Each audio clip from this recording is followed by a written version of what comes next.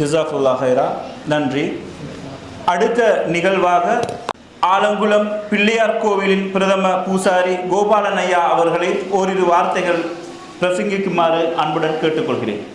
எல்லோருக்கும் வணக்கம்.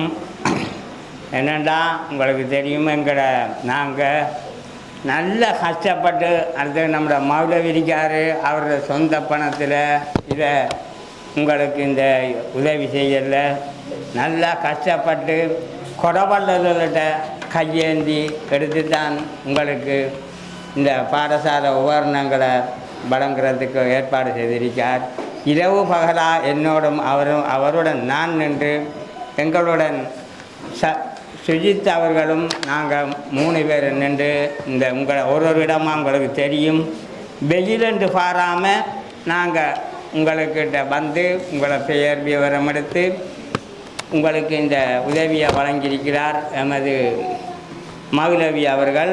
அடுத்தது அவருக்கு உதவி செய்த அனைவருக்கும் இந்த ஆலங்குளத்து கிராம மக்கள் சார்பாக மிக நன்றியை செலுத்துகிறோம். ஏனென்றா எங்களோட மௌலவியில் காசு இல்லது, அவர் எல்லா இடமும் ஒரு படியாக ஒரு வீட்டு படியாக ஏறி வாங்கினது தான் இந்த பொருள்.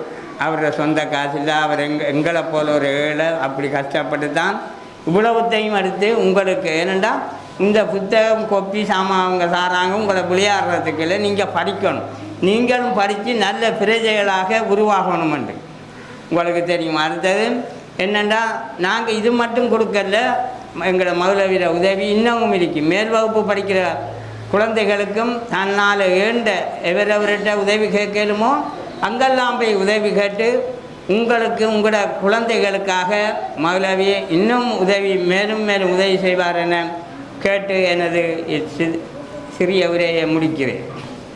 வணக்கம், நன்றி.